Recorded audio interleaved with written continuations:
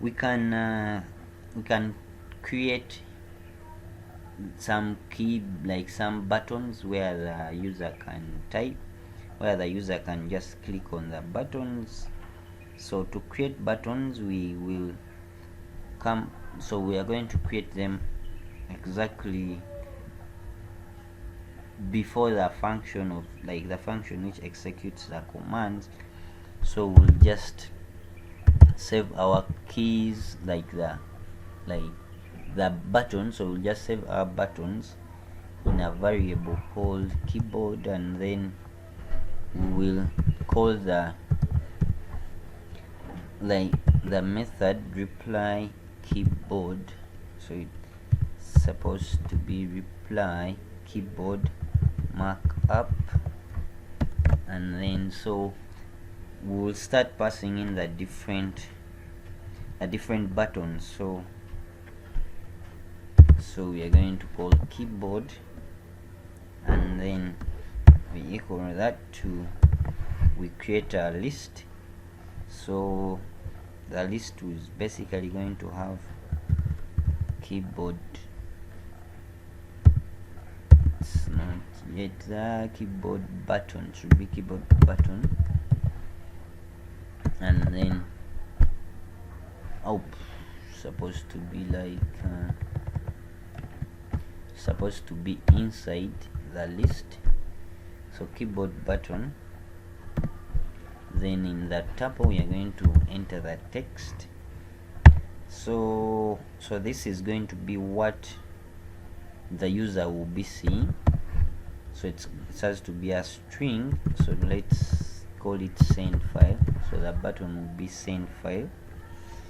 Yep. So, and then so we can have one key, like rather one button in our case, so like that. And then so we have, let's make sure we have closed all the brackets. Yep. Then from there we can add the command what happens when the user clicks on our button. So to do that, what we are going to do is we are going to create another if statement which will check whether the user has clicked on the button. So we will put it under the text, because when the user clicks on it, it will be a text message. Send file is text, so we will enter it under the text, the if statement of if content type equals text. So we'll say, so if the message and if the text of the message is equal to, so I'll just copy this, just copy that and paste it there. So if the text of the message is equal to send file, then what will our bot do? So it will send a message and to reply back to that same chat ID.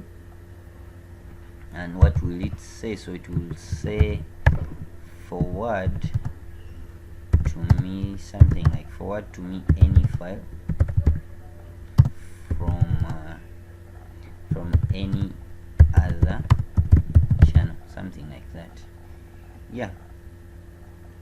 Then so there, what it will do when the user clicks on the button, it will say, tell them that send to me any, forward to me any file from any other channel.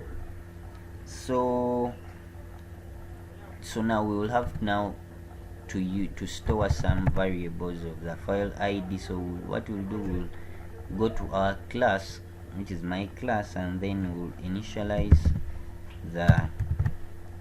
some few variables there and here. So what we'll do, we'll create so we are going to have a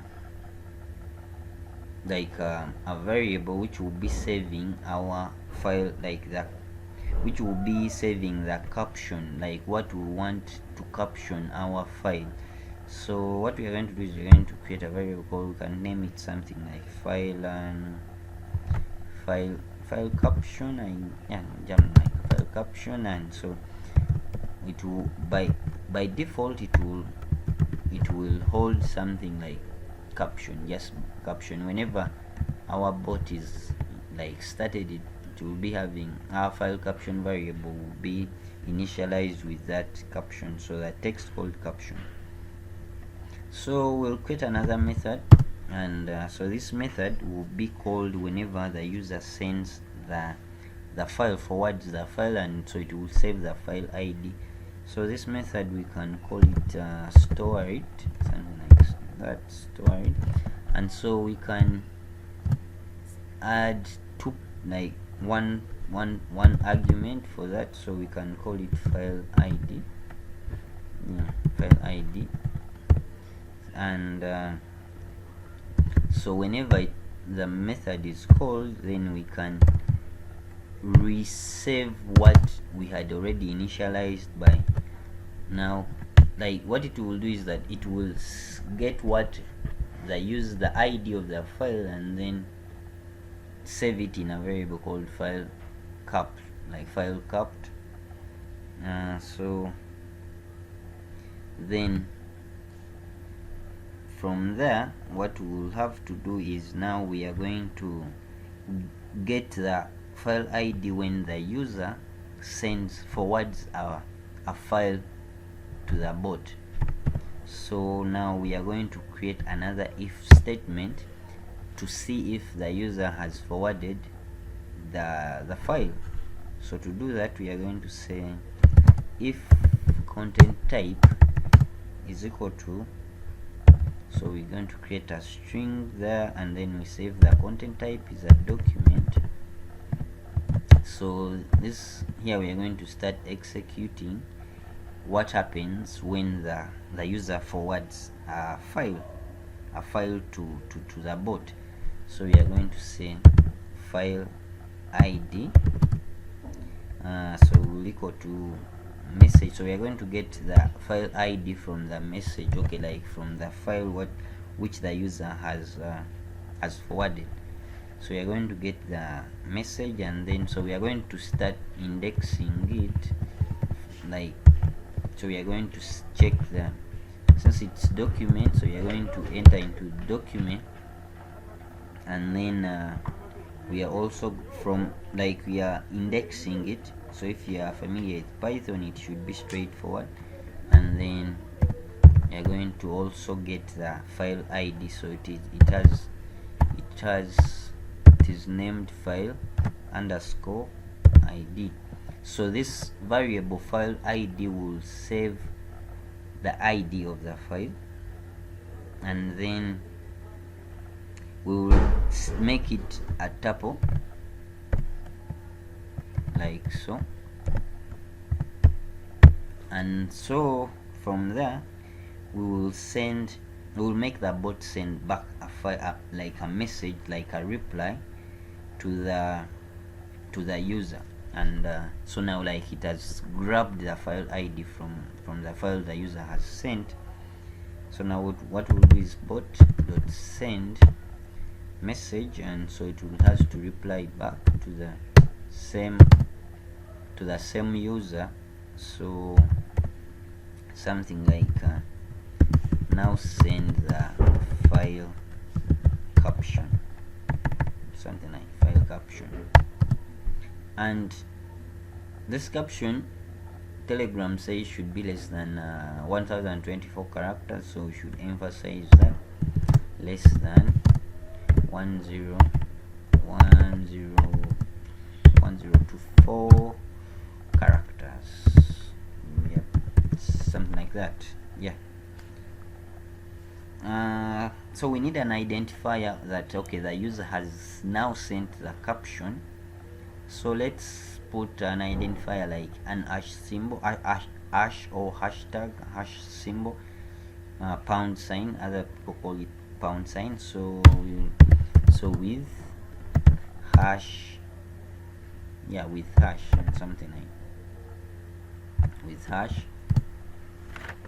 So yeah, 1024 characters with hash. So we can send an example. So ig hashtag darkest minds, yeah, something like that. So the user should send the caption with the hash symbol or pound sign, so like something like that, no space there. So when he finishes sending, like when the bot finishes replying, what we'll do is now we will save our file ID to the store it method. So to do that, we'll say file share, whereby we are calling the object file share, and then the method is called store it, and then we pass in the parameter file ID, yeah, something like that. So right now we have a bot which is basically working, and so but it's not yet very complete. So what we will do, so now we need the bot to do something when the user finishes sending the caption, and we should identify that, yeah, really it is a caption. So when the user sends a caption like darkest mind, it is a text message, and so we need to enter the commands to execute under the if content, under this if function, like if block statement, if content type is equal to text. So to do that, we'll first check if the message is for the caption, that is, it has the hash symbol. So we'll say if hash, so we'll first put it in make a string, if hash in message, in our message, the message text, then what should our bot do? So it's basically what we are doing, like if our text message has the hash symbol, the bot should do the following.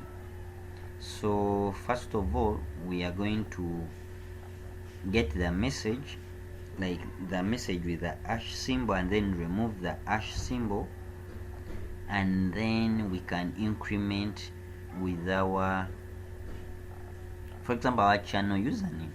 So to do that, let me first put it in the charger. So to do that, what we are going to do, we are going to create a variable called caption, something like caption, and then we get the message, and then we remove the hash symbol. So we're going to first get the message, the text message, and then we remove the hash symbol by slicing it, like from index 1 upwards, and then we will concatenate it with our channel username. So for example, something like so we can put it on a new line, something like new line forward, then, and then we can say at Tricksgum, yeah, something like that. So, and then, so from there we'll need to create a new method up there in our class, which will be responsible for saving the caption, and then at the same time, like sending our file to the channel. So